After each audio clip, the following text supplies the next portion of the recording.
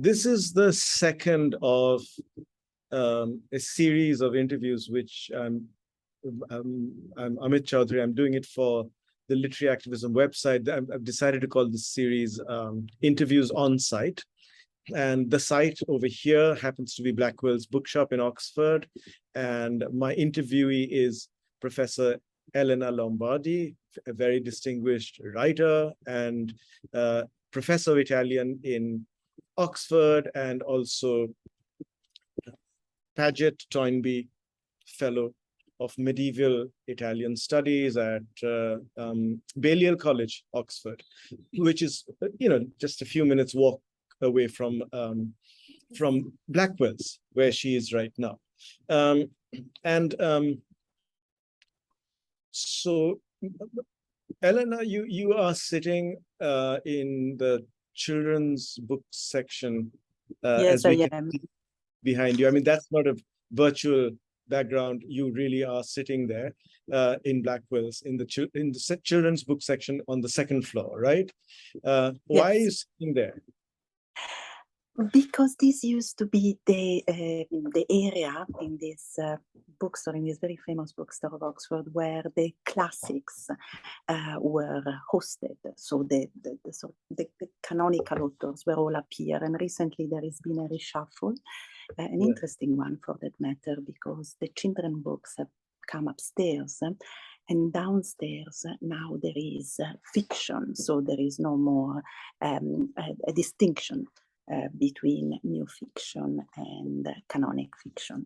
But I thought I would just sit here, because here was the theater of a rather strange thing that I did some few years ago. And that was the fact that in a very sort of short period of time, I bought 2 copies of Ulysses, 2 of the same copies. Actually, I bought my copy here to show. It's this one. So that's the book which you had 2 copies of at one point?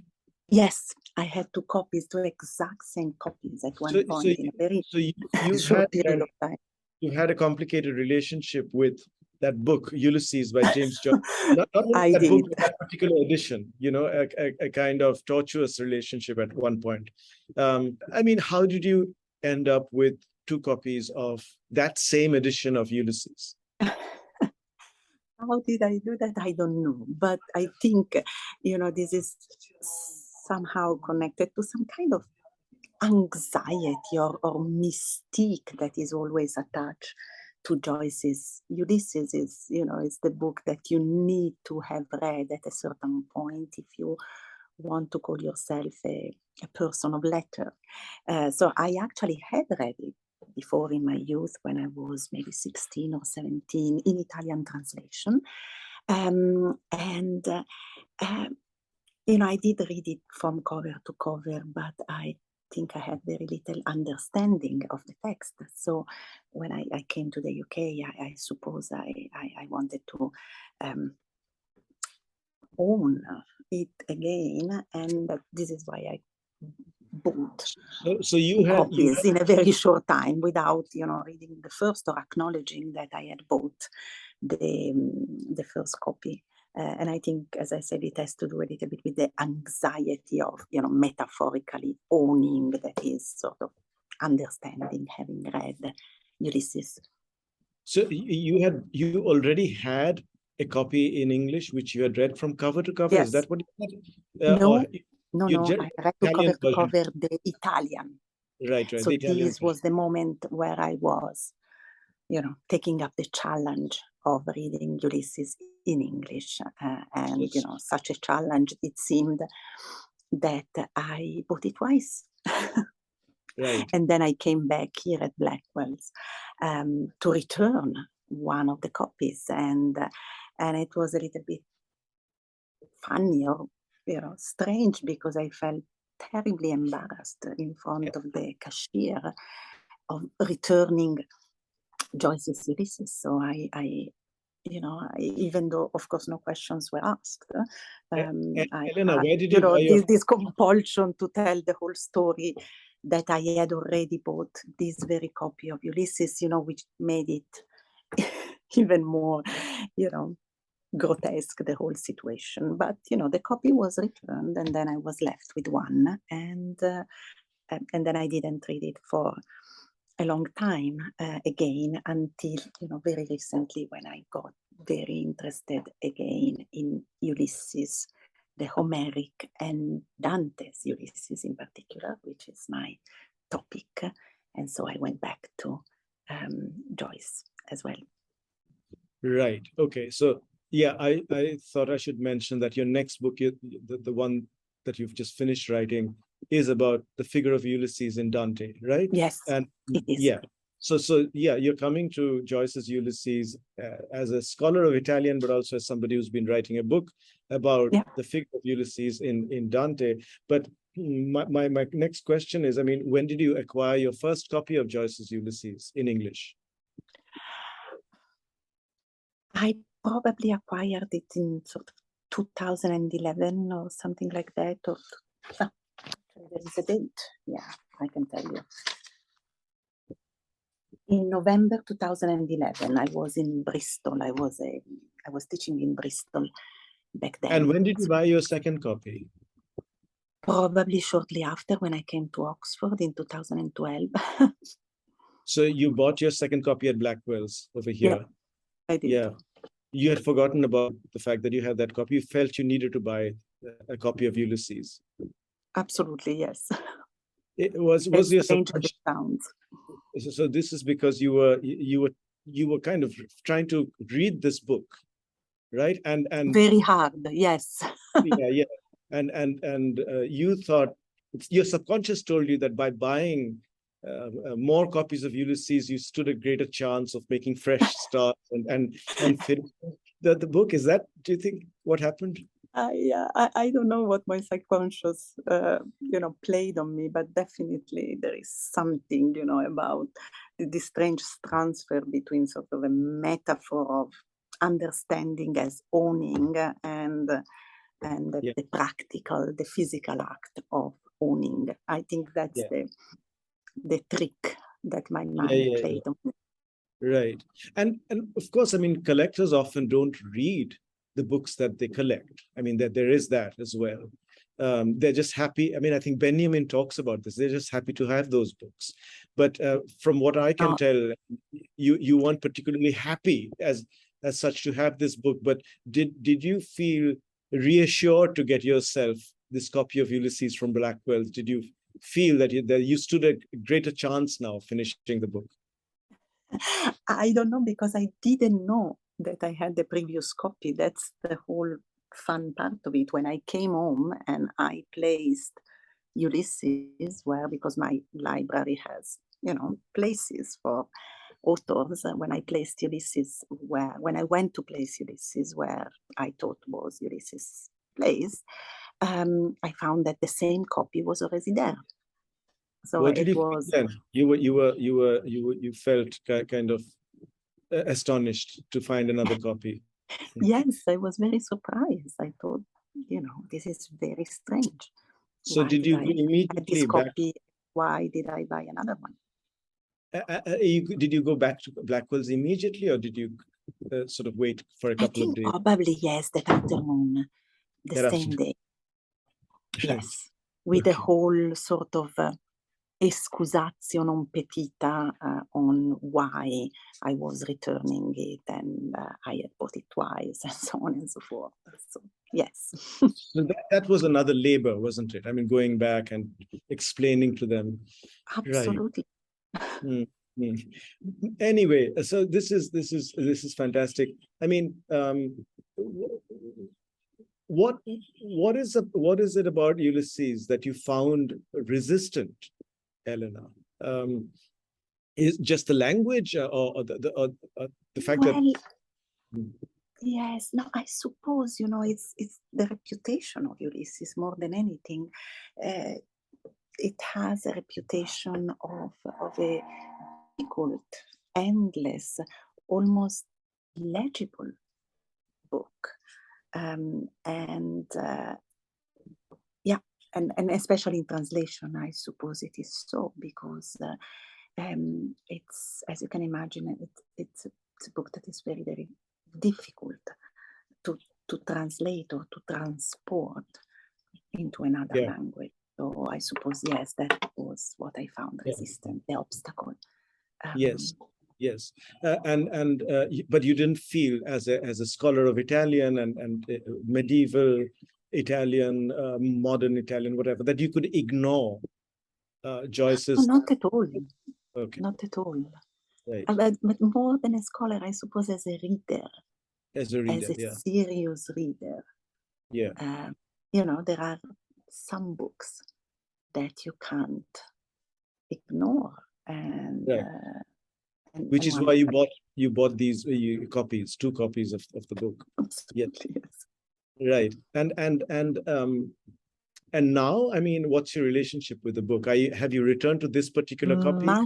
Much improved. Now, this is my original copy, and my relationship is much improved. And I think, actually, thanks to a suggestion that came from you, Amit, that is to not to read in order, so to sort of relieve oneself of the pressure of the order of the book, starting from front to back.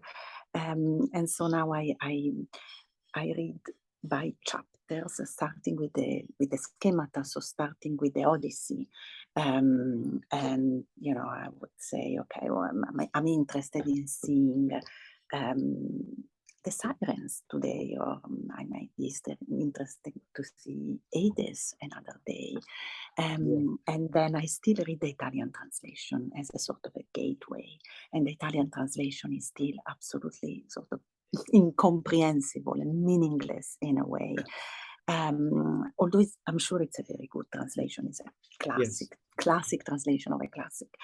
But then I also notes very sort of cursory. And then I start the English text, and I do find it a great pleasure now that I do it this way, and understanding how this text is different in a way from any other reading that one might do. How it is, very much made, incarnated in the language, how it's very much about sound and rhythm and proportion, and how it is not about, understanding, but more about perceiving. That, it's not about owning, as I thought before, but it's more about, having. I'm not sure this makes any sense, but I hope it does. No, it does. It's still a very hard pleasure.